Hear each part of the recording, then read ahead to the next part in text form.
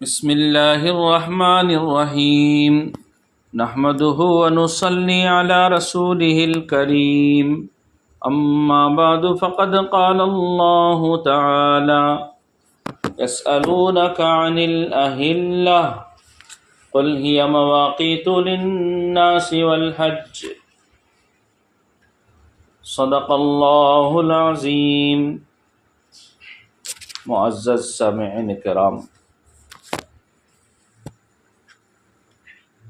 اللہ رب العزت نے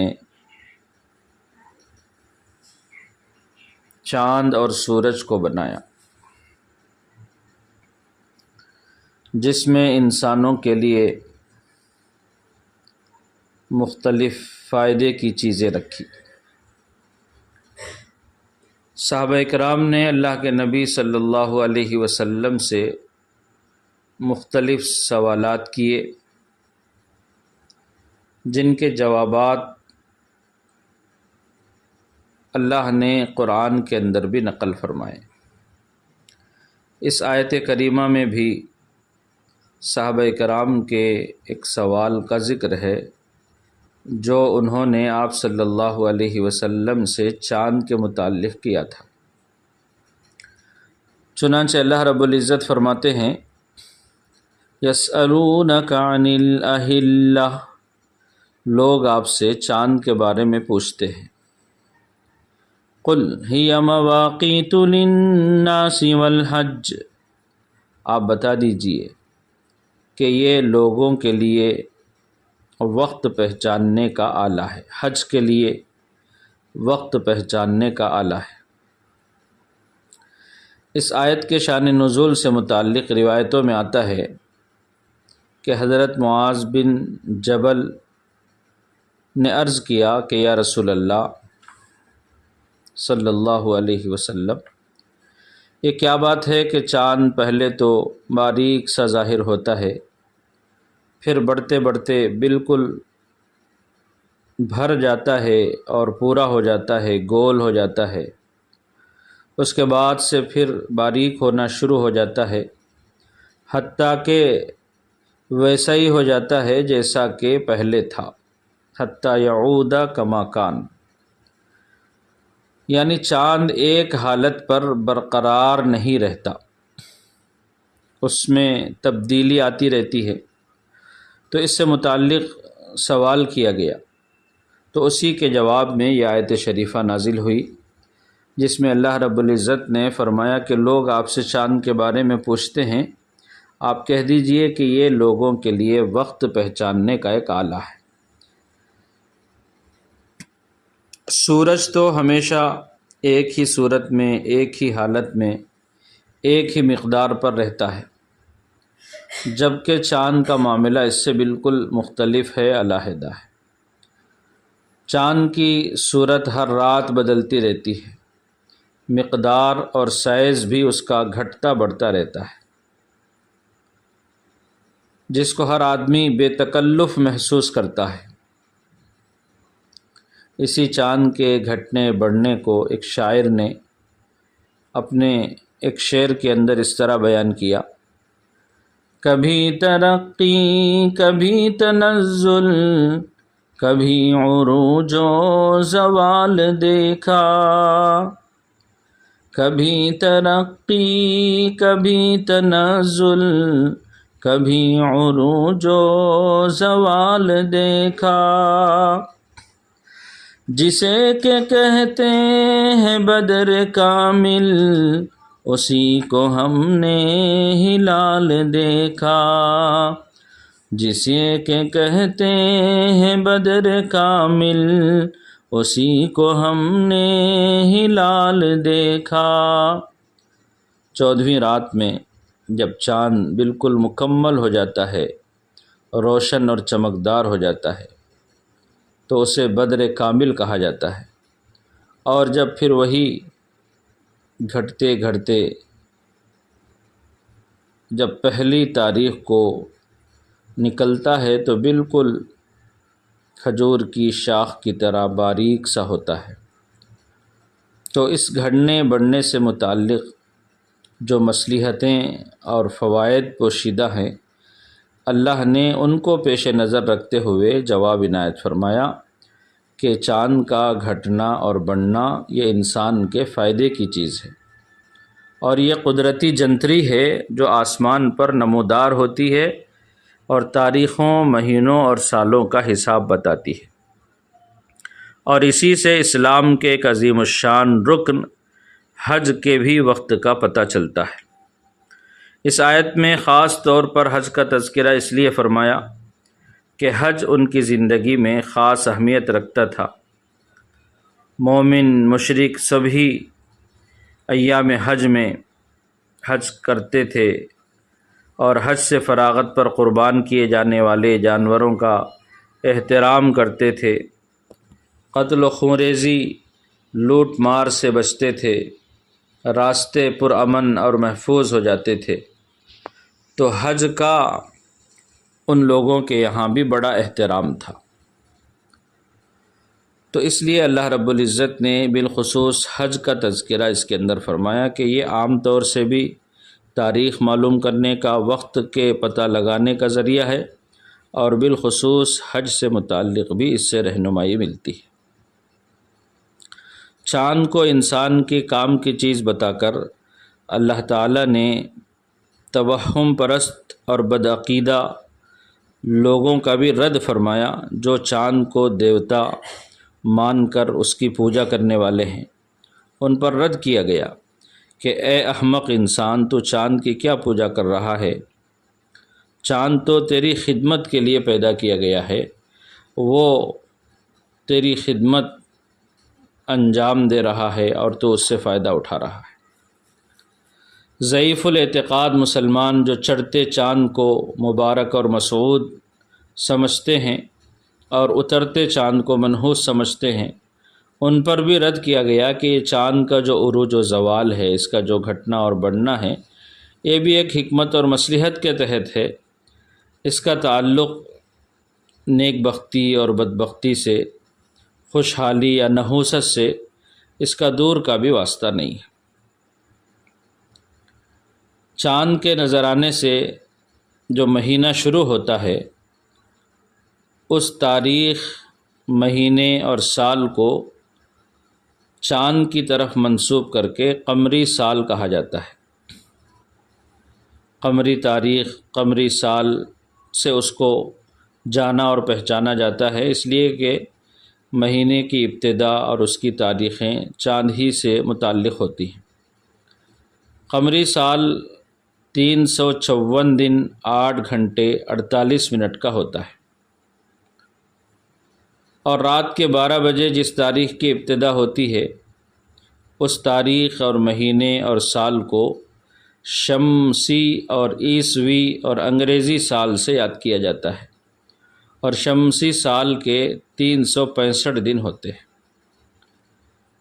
شمسی تاریخ کی ابتدا رات کے 12 بجے سے ہوتی ہے، اور پھر رات 12 بجے تک ایک تاریخ رہتی ہے، جبکہ چاند کی جو تاریخ شروع ہوتی ہے وہ مغرب کی نماز سے شروع ہو جاتی ہے۔ جیسے سورج ڈوب گیا، مغرب کا وقت ہو گیا، تو چاند کے اعتبار سے تاریخ شروع ہو جاتی ہے اور تاریخ تبدیل ہو جاتی ہے۔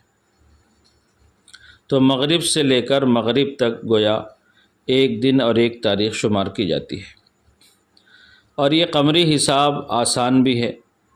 دنیا میں جتنے بھی سن جاری اور ساری ہیں، استعمال میں ہیں، ان میں کسی نہ کسی اعتبار سے ایچ پیچ ہے، دشواری ہے، اس کا سمجھنا ہر آدمی کے بس کی بات نہیں ہے۔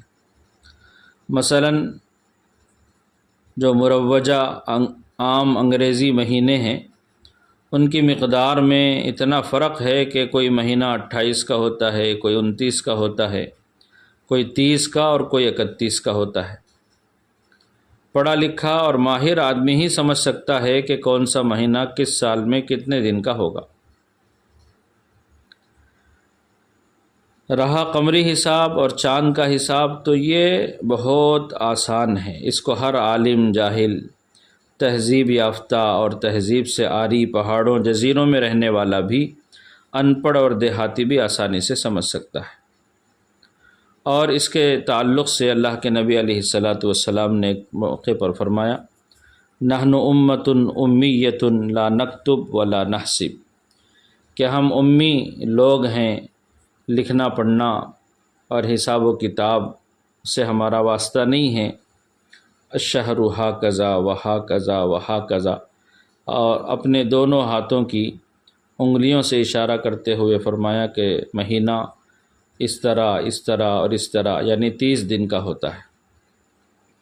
پھر دوسری مرتبہ میں فرمایا الشہر ہاکذا وہاکذا وہاکذا، کہ مہینہ، اور اس میں دوسری مرتبہ میں اپنے انگوٹھے کو دبا لیا کہ مہینہ اس طرح اس طرح اس طرح، یعنی 29 کا بھی ہوتا ہے۔ تو چاند کے اعتبار سے جو مہینہ ہوتا ہے وہ کبھی 29 کا ہوگا، کبھی 30 کا ہوگا، اور اس کے حساب لگانے کی ضرورت نہیں ہے۔ چاند دیکھ کر مہینے کی ابتدا ہوتی ہے اور چاند دیکھنے سے مہینے کا ختم ہو جاتا ہے، اس کی انتہا ہو جاتی ہے۔ تو نہ سال بھر میں کسی حذف و اضافے کا کوئی مسئلہ ہے، نہ اس میں کوئی کمی بیشی کی ضرورت ہے، جبکہ انگریزی سال میں فروری کا مہینہ عموماً 28 کا ہوتا ہے، اور پھر 4 سال میں ایک مرتبہ حساب جوڑ کر کے گھٹا بڑھا کر کے 29 دن کا مہینہ ہو جاتا ہے۔ تو یہ سب حساب و کتاب کے معاملات ہیں جو ہر عام آدمی کے بس کے نہیں ہیں۔ اس کے بالمقابل چاند سے جو مہینے کی ابتدا ہوتی ہے، اس کی تاریخیں ہوتی ہیں، یہ انتہائی سہل اور آسان ہے۔ اس کے علاوہ مسلمانوں کے لیے بالخصوص جتنی عبادتیں وقت اور تاریخ کے اعتبار سے اسلام میں فرض کی گئی ہیں، ان سب کا تعلق بھی چاند سے اور اس کی تاریخوں سے اور اسی کے مہینوں سے متعلق ہے۔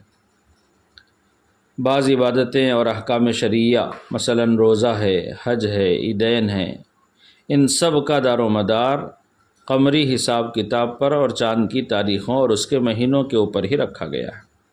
چنانچہ رمضان کے مہینے کا چاند دیکھ کر روزہ شروع کیا جاتا ہے، اور شوال کا چاند دیکھ کر روزہ ختم کیا جاتا ہے، اور شوال کی پہلی تاریخ کو چاند دیکھ کر عید الفطر منائی جاتی ہے، اور بقرعید میں عید الاضحیٰ کا چاند دیکھ کر اس کی 10 تاریخ کو بقرعید منائی جاتی ہے، اور قربانی اور حج والی عبادتیں ادا کی جاتی ہیں۔ تو اس طرح عیدین کا تعلق ہو، حج کا تعلق ہو، اور روزے وغیرہ سے متعلق احکامات ہوں، ان سب کا دار و مدار چاند پر اور اس کی تاریخوں اور مہینوں پر رکھا گیا ہے۔ اس اعتبار سے مسلمانوں پر چاند کی تاریخوں کا یاد رکھنا اور ان کا استعمال کرنا یہ فرض کفایہ ہے اور شرعاً مطلوب چیز ہے۔ اس لیے قمری تاریخ اور چاند کی تاریخ کا استعمال کرنا بھی ہمارے لیے ضروری ہے۔ البتہ ضرورت کے وقت میں انگریزی حساب کے استعمال کی بھی شریعت نے گنجائش دی ہے۔ اس لیے غیر مسلموں سے خط و کتابت اور معاملات میں انگریزی کا استعمال کیا جائے، اس کی تاریخ اور مہینے کو لکھا جائے، اور اپنے معاملات میں قمری حساب کے اعتبار سے ہم اپنی تاریخیں اور مہینوں کو لکھیں اور اس کا استعمال کریں۔ البتہ کسی بھی تاریخ کو متیقن بنانے کے لیے اولاً ہجری تاریخ اور اس کے بعد عیسوی تاریخ بھی لکھ دیا کریں۔ تو قمری حساب اور اسلامی شعار اور شناخت ہے، اس سے غفلت اور بے توجہی یا اسلامی غیرت اور حمیت کے خلاف ہے۔ امت میں موجود بڑی برائیوں اور کوتاہیوں میں سے ایک یہ بھی ہے کہ امت نے قمری اور اسلامی تاریخوں کا استعمال چھوڑ دیا ہے اور انگریزی تاریخوں کے اوپر اپنے سارے کاموں کا دار و مدار رکھ لیا ہے۔ اب عوام الناس کا، عام لوگوں کا حال تو یہ ہے کہ مہینوں سے متعلق تو چاند کے مہینوں میں صرف رمضان اور بقرعید کے علاوہ باقی کسی دوسرے مہینے کے نام تک انہیں یاد نہیں رہتے، اور جہاں تک تاریخوں کے استعمال کی بات ہے تو شادی بیاہ کے موقع پر چاند کی کوئی تاریخ طے کر لی اور رقعے کے اندر اس کو چھاپ دیا اور ہجری سن لکھ دیا اور یہ سمجھ لیا کہ ہم نے قمری تاریخ کا حق ادا کر دیا۔ اس سے زیادہ ان کو چاند کی تاریخ سے کوئی مطلب ہی نہیں ہوتا۔ سن کون سا چل رہا ہے چاند کے اعتبار سے، یہ سوال عوام سے تو بے معنی ہو کر رہ گیا۔ صرف علماء کرام اور کچھ دیندار مسلمان ہی ہیں جو اس فریضے کی ادائیگی کا ثواب حاصل کر رہے ہیں۔ تو اس لیے مسلمانوں کو چاہیے کہ وہ چاند کی تاریخ اور اس کے مہینوں کو یاد کریں، ان کو اپنے استعمال میں لے آئیں اور انہیں برتیں، اور یہ فرض کفایہ ادا کریں۔ اللہ رب العزت ہمیں ان چیزوں پر عمل کی توفیق عطا فرمائے۔ وآخر دعوانا ان الحمد للہ رب العالمین۔